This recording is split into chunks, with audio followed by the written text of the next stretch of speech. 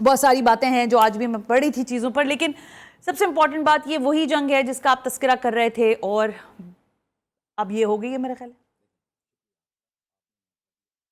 ایک چیز غور سے یاد رکھیے گا کہ دنیا میں اب تک ہم نے جتنی جنگیں پڑھی، ایک چیز اس میں واضح ہے کہ جنگیں ہتھیاروں سے نہیں لڑی جاتی، حوصلوں سے لڑی درست جاتی۔ بات ہے۔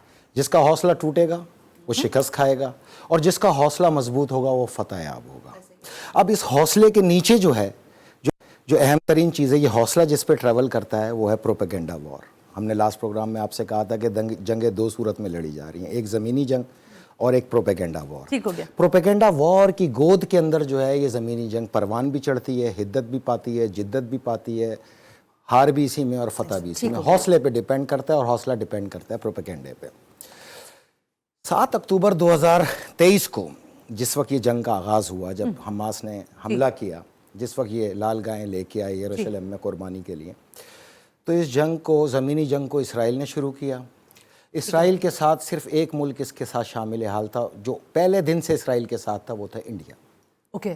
پروپیگنڈے کی وار جو ہے وہ انڈیا نے سنبھالی، اوکے۔ ٹھیک ہے نا۔ زمینی جنگ میں بھی انڈیا ملوث تھا، 900 فوجی اس کے اسرائیل کے ساتھ تھے۔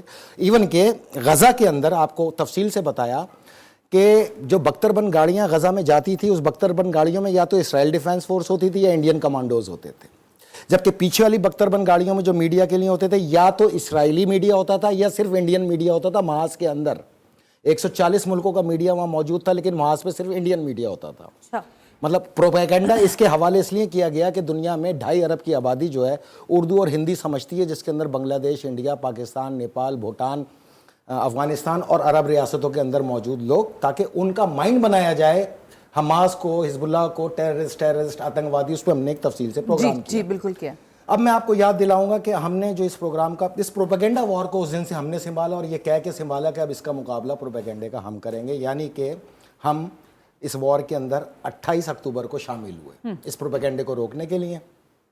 28 اکتوبر، 4 نومبر، 11 نومبر اور 18 نومبر، یہ وہ 4 پروگرام لگاتار ایک مہینے کے اندر تھے، جس کے اندر اس جنگ کے تمام خود و خال میں نے آپ کے سامنے پیش کیے۔ اور کافی حد تک تو میں آپ سے کہتی رہی کہ وہ آپ جو بات کر رہے ہیں وہی بات حسن نصر اللہ کے میں بیانات میں سن رہی ہوں، یا باقی اس طرح کے جو لیڈرانس تھے ان کے حوالے سے۔ اچھا، اب دنیائی طاقتیں، میں آپ کو تھوڑا سا، اب ہم اس تمام 4 ایپیسوڈ کو جو ہے وہ ون لائنر لیتے ہیں تاکہ آگے بڑھیں۔ جی بالکل، مجھے آپ سے کچھ سوال بھی کرنے آ جائیں۔ دنیائی طاقتیں جو تھیں جب یہ وار شروع ہوئی تو اس کو عالمی جنگ کے طور پہ دیکھ رہی تھی۔ دنیا عالمی جنگ میں جانا نہیں چاہتی تھی، ٹھیک ہو گیا۔ اس لیے تمام دنیا کے بڑے بڑے ممالک بیٹھے اور انہوں نے طے کیا، ایران نے، امریکہ نے، رشیا نے، چائنا نے، عرب اسٹیٹس نے، سب نے یہ طے کیا کوئی بھی ملک کسی ملک سے نہیں لڑے گا۔ ٹھیک بات، کیونکہ اگر ملک لڑتا تو یہ سیدھی ورلڈ وار تھی۔ بالکل ٹھیک، اس میں سب کود جاتے۔ بالکل ٹھیک۔ تو یہ طے ہوا، چونکہ جنگ کا نظریہ جو تھا وہ بیت المقدس تھا اور یہ صہیونیوں کے لیے ہیکل سلمانی تھا، اس لیے طے ہوا کہ اسرائیل ڈیفینس فورس مقابلہ کرے گی القدس بریگیڈ کا۔ اب جس کو آنا ہے وہ اسرائیل کے ساتھ آ جائے، اور جس نے ادھر سے آنا ہے وہ القدس بریگیڈ کے ساتھ آ جائے۔ یہ طے ہو گیا دنیا میں۔ اچھا، القدس بریگیڈ میں بھی اس دن ایک چیز طے ہوئی ایران کے ساتھ۔ ایران کے ساتھ ان کا یہ طے ہوا کہ ایران نے یہ طے کیا کہ جتنے بھی حملے ہوں گے یا جو بھی جنگ لڑی جائے گی اس کو پابند ہے ہم حماس کو فالو کرنے میں۔ وہ کہیں گے یہاں لڑنا ہے، یہاں لڑنا ہے، یہاں لڑنا ہے، یہاں لڑنا ہے۔ اچھا، یعنی ان کے آرڈر پہ کام ہوگا۔ بالکل طے تھا، یہ آرڈر وہ کریں گے اور ایکشن ان کا ہوگا۔ بالکل۔ اچھا، کب اندر داخل ہونا ہے، کب آگے جانا ہے، کب فائرنگ کرنی ہے، کب حملہ کرنا ہے، یہ سب حماس کا طے تھا، علاوہ ایک صورت کے کہ اگر اس نے ریٹیلیٹ کیا اللہ کے گھر کے اوپر، مسجد اقصیٰ پہ، تو پھر کسی سے پوچھنے سننے کی کوئی ضرورت نہیں ہے، پھر جس کا جو داؤ لگے گا وہ چلے گا۔ اور اسی ضمن کے اندر مضبوط دستے وہاں بیت المقدس کو اپنے حصار میں لے چکے ہیں، اس لیے کہ اس کی ریٹیلیشن یہاں نہ ہو۔ لیکن شرط پابندی یہ ہے وہاں پر ویسٹ بینک کے اندر، یروشلم کے اندر، کہ آپ نے اس دن شروع ہونا ہے جس دن ان کے مذموم عزائم جو ہے اس کو بیت المقدس کو گرانے کی طرف آگے بڑھیں گے۔ ٹھیک ہے۔ اب یہ جو جنگ ہے یہ اللہ کے گھر کی آزادی کی جنگ ہے، سیدھی کفر اور اسلام کی جنگ ہے، اس میں کوئی دو رائے نہیں ہے، اس کو دنیا بھی طے کر چکی ہے۔ یہ میں نے آپ کو اس پروگرام میں بتایا تھا کہ یہ جنگ عین اسلامی اصولوں کے مطابق لڑی جا رہی ہے۔ وہ آپ نے مجھے پورا اس کا بتایا، رسول خدا صلی اللہ علیہ وسلم کی تعلیمات کے مطابق، اور مولا علی نے جس طرح کمانڈ کرتے ہوئے جنگ لڑی، جس کے اندر کسی سویلین پہ وار نہیں ہونا چاہیے، بوڑھا، عورت، مرد، بچے، ان پہ کسی قسم کا وار نہیں ہوگا، زخمیوں پہ نہیں ہوگا، ایون کہ جو میدان چھوڑ کے بھاگ رہا ہوگا اس کو بھی آپ نے قتل نہیں کرنا۔ اس اصولوں کے تحت آپ دیکھیں کہ پچھلے 6 ماہ میں اس جنگ کے اندر اسرائیل ابھی تک کسی ایک سویلین کی کیجوالٹی کو سامنے نہیں لا سکا۔ 50,000 فوجی جو مارے گئے اسرائیل کے یا انڈیا کے, 200-400 جو مرے وہاں پہ, وہ سب فوجی مرے, اس میں کوئی سیویلین موجود نہیں ہے. ایون کہ ایران نے جو ریٹیلیٹ کیا اس میں پورا خیال رکھا کسی سیویلین کو نہ. اور بلومبرگ کی رپورٹ منظر عام پہ آئی کہ ہم, اسرائیل کہتا ہے ہم سیویلین آبادی سے بے فکر ہیں کیونکہ یہ ایرانیز اور حزب اللہ سیویلین آبادی پہ حملے نہیں کرتے. تو یہ اسلام کا حقیقی چہرہ سامنے آیا. اللہ کے گھر کی جنگ کے اندر اللہ کے دیے ہوئے احکامات جو رسول خدا صلی اللہ علیہ وسلم سے پہنچے اس کو پورا فالو کیا. لیکن اس میں ایک سوال ہے, تو یہ جو حملہ کیا تھا ایران نے, یہ کہاں کیا؟ میں آ رہا ہوں اس پہ تھوڑا سا آگے, آپ مجھے اگر ترتیب سے آنے دیں تو میں اس پہ آگے آ رہا ہوں. اچھا, ساتھ میں نے آپ سے یہ کہا تھا پوری دنیا کو میں بتاتا چلوں یہ میری ریسرچ ہے, ہم کوئی پریڈکشن نہیں کرتے, ستارے ادھر سے آئے ادھر سے چلے گا, ہر چیز کے فیکٹ اینڈ فائنڈنگ ثبوت آپ کے سامنے رکھتے ہیں اور آن بہاف آف ایویڈنس بات کرتے ہیں. اس جنگ کے اندر جی ایک بات میں نے آپ کو کنفرم کی تھی کہ یہاں سے عالمی جنگ کا آغاز نہیں ہونا. اس جنگ کا نتیجہ یہ آئے گا کہ حزب اللہ کے ہاتھوں بیت المقدس فتح ہوگا, جبکہ اسرائیل کا وجود صفحہ ہستی سے مٹ جائے گا, نقشے سے فارغ ہو جائے گا. یہ 28 اکتوبر کو آپ کو بتایا تھا, لیکن یہاں پہ 2 ویک پوائنٹ بتایا آپ نے. اس جنگ میں ہمارے 2 ویک پوائنٹ تھے. ایک, رفح بارڈر پہ پھنسے ہوئے 15 لاکھ مائیں بہنیں جن پہ ریٹیلیٹ ہونے کا خطرہ تھا. دوسرا 7,000 قیدی جو وہاں پہ موجود تھے. اور دیکھیں آج 6 مہینے ہو گئے ہم اسی پہ اسٹک ہیں کیونکہ مصر بارڈر نہیں کھولتا. ٹھیک ہے نا. پھر میں نے آپ سے یہ کہا تھا کہ اب ہم نے ارادہ بدلا, اب ہم ریسکیو کریں گے خود غزہ پہ آنے پہ. تو اب وہ صورتحال اب آپ کے سامنے ہے. تیسرے چیز, اس 2 ویک جو دو ویک اینڈ تھے, ہم نے یہ 28 اکتوبر کو بات کی تھی اور 4 نومبر کو حسن رسول اللہ صاحب نے اپنی تقریر کے اندر یہی 2 نشائیں دیا. بالکل ایسے ہی ہے. ٹھیک ہے. تو اس جنگ کے اندر ہم اتنے ڈیپ موجود تھے. ہمارا سورس آف انفارمیشن مسلمانوں پہ مشتمل نہیں ہے, قدامت پرست یہودیوں پہ مشتمل. اسرائیل کے اندر ہم بہت مضبوط گرپ رکھتے ہیں, ایون کہ جو یہ سوچتے ہیں وہ ہمیں پتہ ہوتا ہے. بہرحال آگے چلتے ہیں.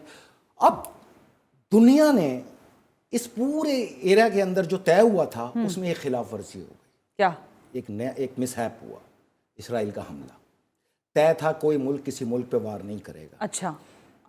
جو دنیا کہتی تھی نا ایران حملہ نہیں کرتا, ایران حملہ نہیں کرتا, یہ وہ ماسٹر مائنڈ ان کو اکساتے تھے کہ ایران سے حملہ کرواؤ, تانے دو, حملہ کراؤ, کیونکہ یہی غلطی کی ضرورت تھی. یہاں پہ اسرائیل سے ہوئی غلطی, اس نے سفارت خانے پہ کر دیا, بالکل حملہ کر دیا. اچھا, ایران کے جو جنرل شہید ہوئے زاہدی, یہ اس پوری جنگ کے چین ان کمانڈ تھے. وہ جو وہاں پہ ان کے ویسٹ بینک, لبنان, شام, یہ پورا جو چین ان کمانڈ تھا, ہائی پروفائل ایکٹیویٹی کو یہ کمانڈ کرتے تھے. یہ چین ان کمانڈ کے سربراہ تھے.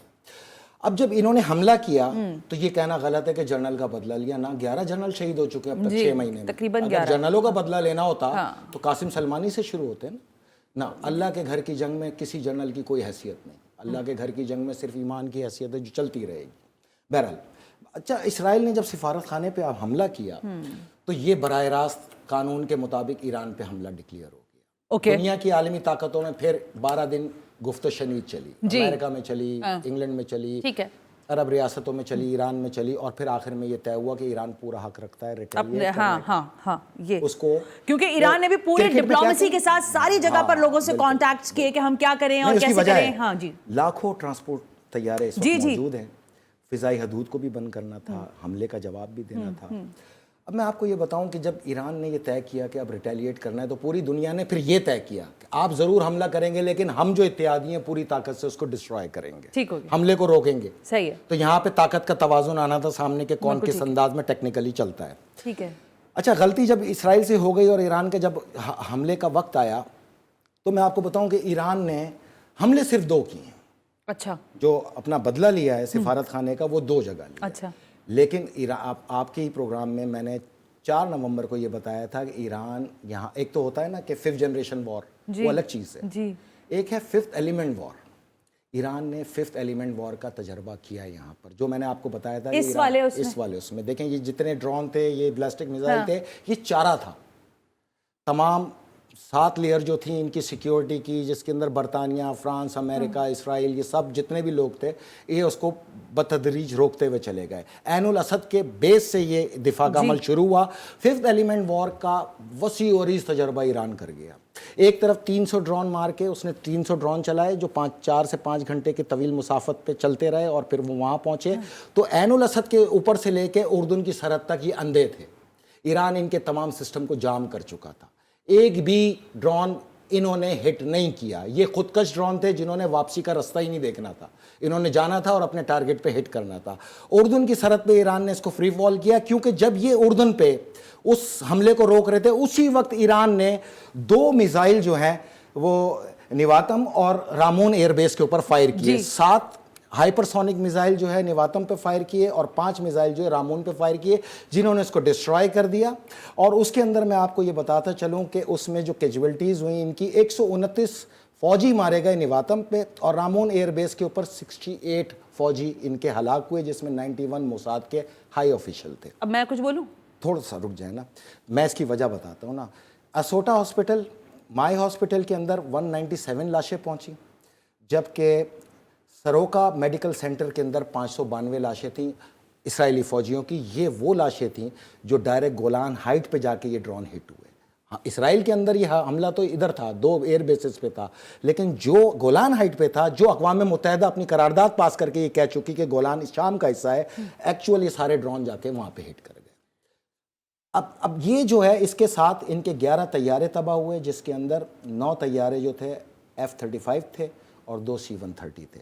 اگلے ہفتے انشاءاللہ آپ دیکھیں گے کہ اس کے مواصلاتی کلپ آئیں گے, کیونکہ ایران آربٹ پہ موجود ہے. میں آربٹ پہ موجود ہے. یہ ساری جو آپ باتیں کر رہے ہیں, اس کے ساتھ مجھے بریک پہ جانے کا کہا جا رہا ہے.